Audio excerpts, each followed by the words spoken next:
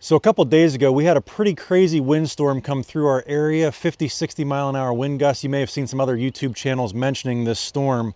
And we were without power for about 48 hours here. And we've got a ton of trees down back in the woods that we're gonna head back and cut up for firewood. And I think there might even be a couple that we can cut up for timber on the sawmill. But before we do that, I did want to talk a little bit about our emergency preparedness, because we were actually sitting fairly well. When the power went out, it was a day before my son's third birthday party. We had about 20 people coming over to the house. And you know, that's the thing about these power outages, it never happens at a convenient time. So I wanted to share with you a little bit about our setup and how we managed through being without power for 48 hours while hosting a birthday party at the same time. And then we'll head back in the woods and cut up some firewood. But I'll tell you one thing, it sure made me happy that I had 55 gallons of gasoline sitting here on reserve ready to go for the generator.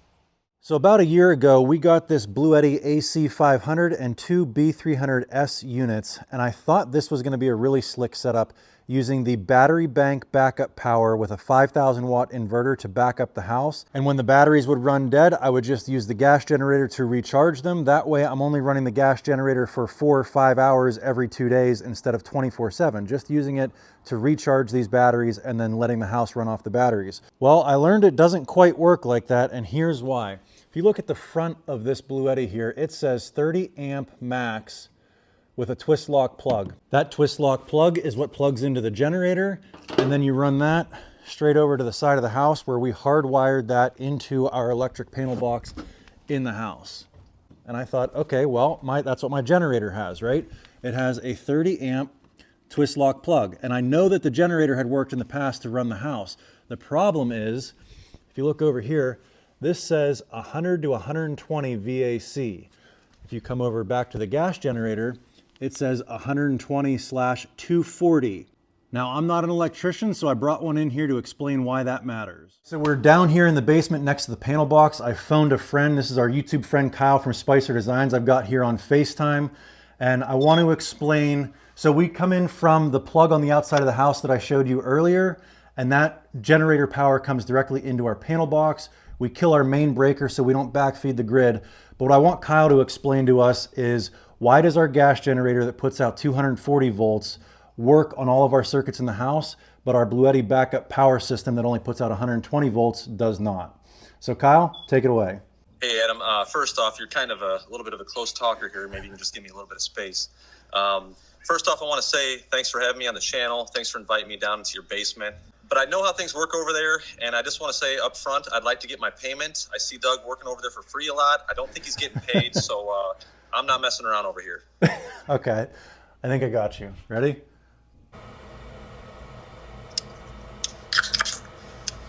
Thank you. All right, now we can get started. These taste a lot better when they come from Pennsylvania. All right, Adam, so basically your gas generator is going to put out 120/240, which is what you want because that's what your current system is in your home, and pretty much everyone's home, that's normal. And your Bluetti system puts out 120 volts. So to give you kind of a better understanding, I'll just kind of give you an idea, the basic overview of how your panel is set up. Now, if you look at the wires coming in from the top into your main breaker, on the left side, you've got A phase, which is 120 volts. And then in the middle, you've got your neutral, which is your return path. And on the right side, you have B phase, which is another 120 volts. So when you have 120 volts on A phase, it basically runs down the left side of your panel. And then you can see at the very bottom there, those little fingers that stick out, those allow the other side of the panel to also share that phase. I know that's a little bit confusing, But if you look at those fingers, you can kind of make sense of it. So basically, from the top down, you would alternate every breaker starting at the top left. You've got A phase, B phase, A phase, B phase, A phase, B phase. So it alternates. But when you go from side to side, from the top left to the top right, those are both A phase, and then directly below it, those are both B phase. So being that you only have 120 volts coming in, you're basically only going to be feeding one of those hots, either the A phase or the B phase. And if you look on that bus section down below the breakers there, you're only going to feed one side of that bus. So every other breaker is what you're going to be feeding.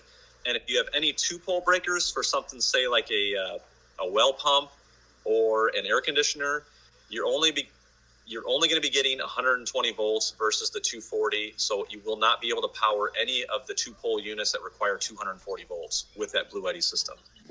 All right, thank you, Kyle, for stopping over and explaining that to us from an electrician's point of view. I probably could have muddled my way through that, but people would have torn me apart for using incorrect terminology. Hey, no problem, Adam, anytime. But I will say, if you want to watch more videos from Spicer Designs, nope. Adam's going to leave a link in the description. I already paid him a beer. I'm not going to give him another YouTube plug. So they do make it so that you can put out 240 with these Blue Eddy AC 500 units, but essentially you have to double what you see here. One AC 500 unit would put out 120, and then the other one that would sit beside it would also put out 120 and power each side of your panel box. So I don't know as though this is a really viable option for home backup power, but I do think they would work great for RVs and smaller homes that don't require 240. For us though, I think for our home backup needs, we're going to stick with our 10,000 watt gas generator. We had this thing running for 48 hours. It powered our entire home. And while we still needed to be careful about running too many things at once, we were still able to host our party and really didn't have any hiccups. So that is our backup home power system. Let's head back into the wood and start cleaning up some storm damage.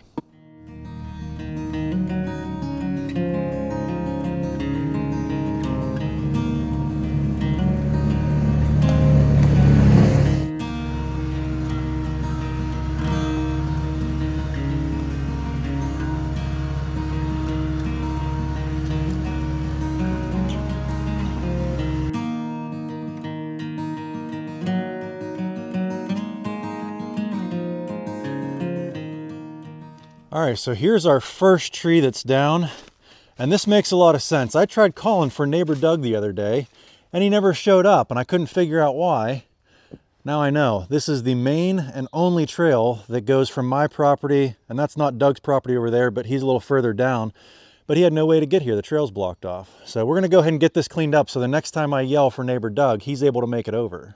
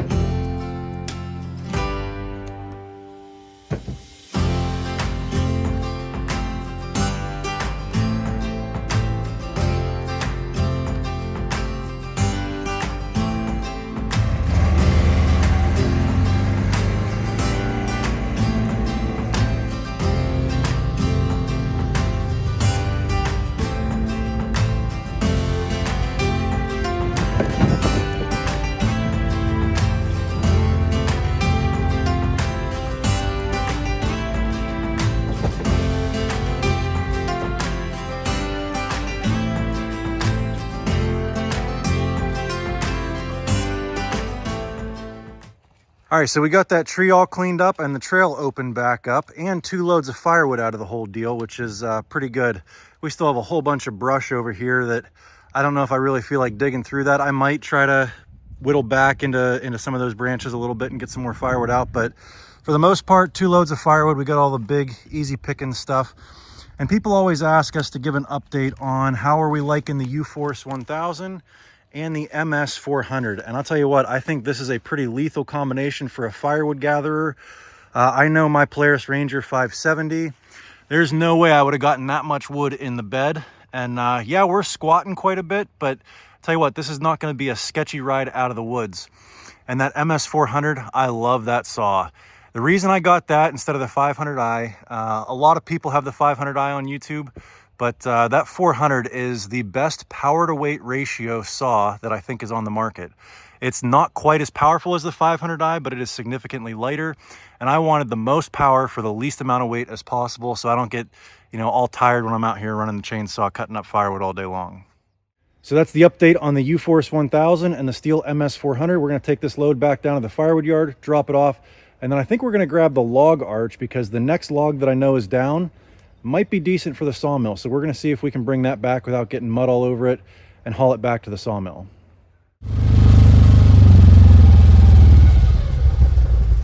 All right, dump number 2. Let's see if we can lift the dump bed here or if we're going to have to peel a couple out of the top. It does have a gas strut assist on the bottom, but the last one was still pretty heavy, so we'll see on this one. There we go.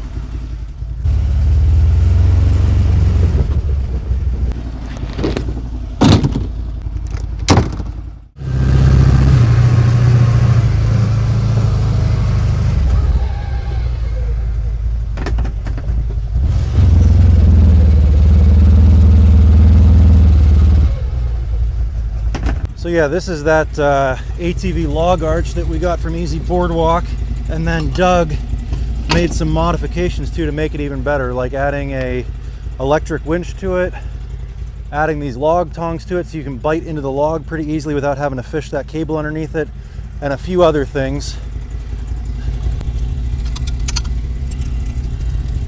But yeah, we're all hooked up. Let's head back to the woods and try it out.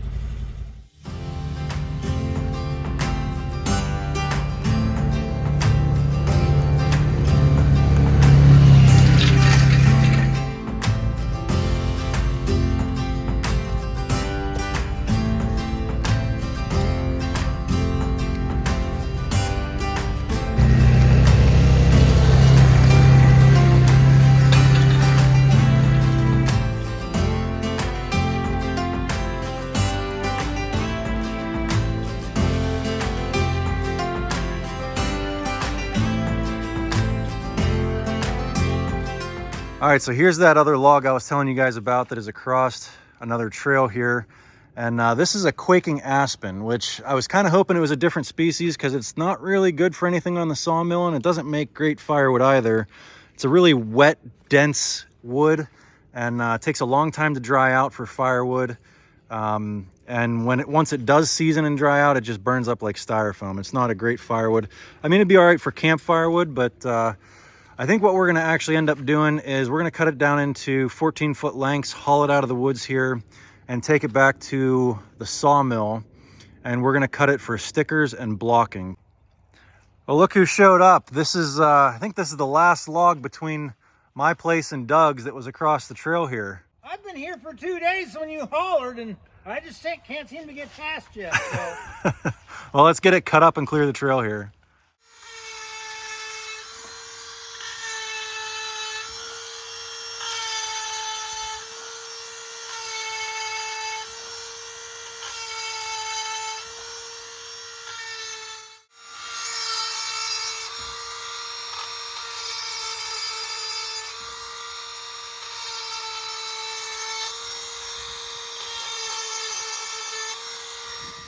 So this is my new way of sharpening chains. I've got a link to this in my Amazon store. It's just a battery-powered Dremel. Super quick and easy for sharpening out in the field, especially if you get these little chainsaw sharpening stones. Real important to make sure you get the right file size for the teeth. I'll leave a link to our Amazon store in the description.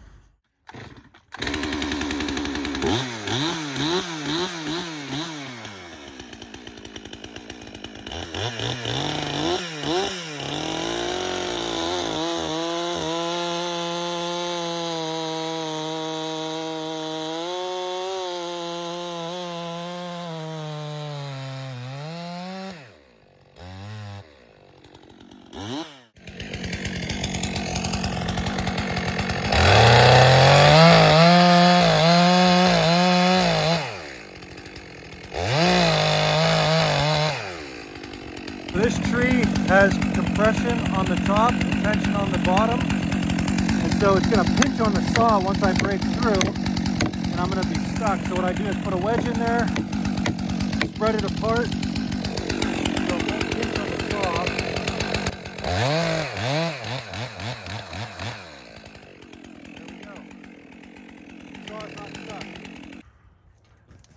Go ahead and take our quick connect alligator clamps to the battery.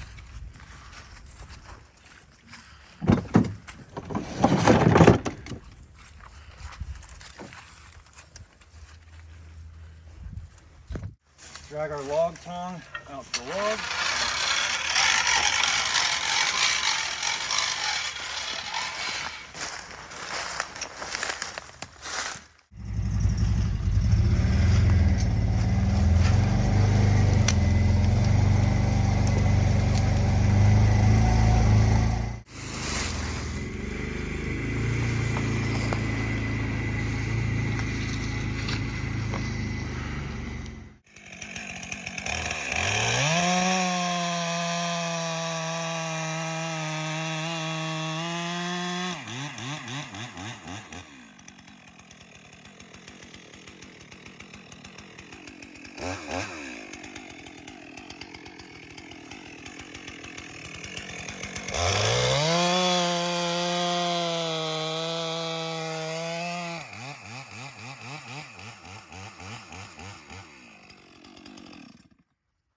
I'd say the Dremel did a pretty good job of sharpening that chain, although it looks like I got a little bit into the mud again. Lubrication.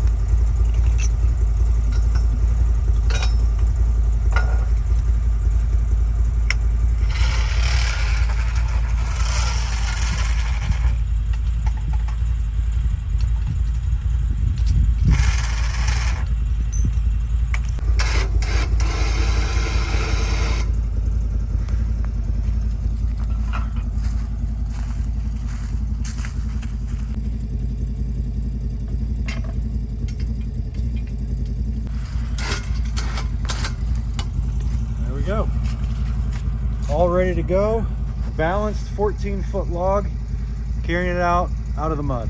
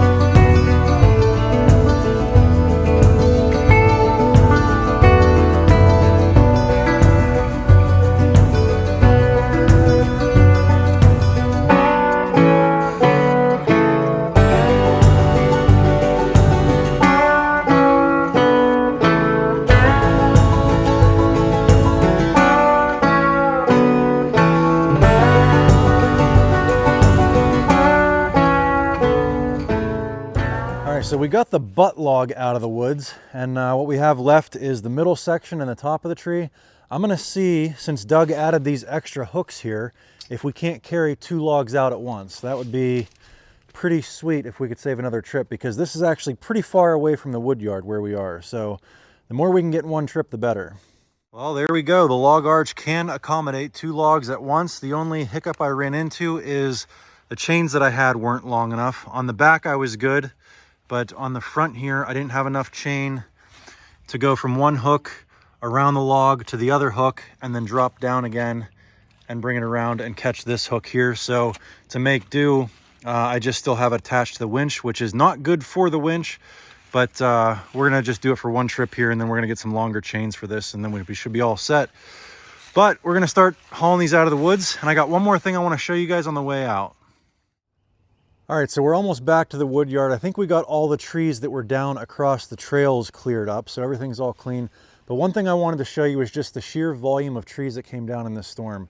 So if you see that one right there, that was an ash tree that blew down. There's the top, snapped again there, and then it continues, crosses the trail. And then there's another one laying down over there.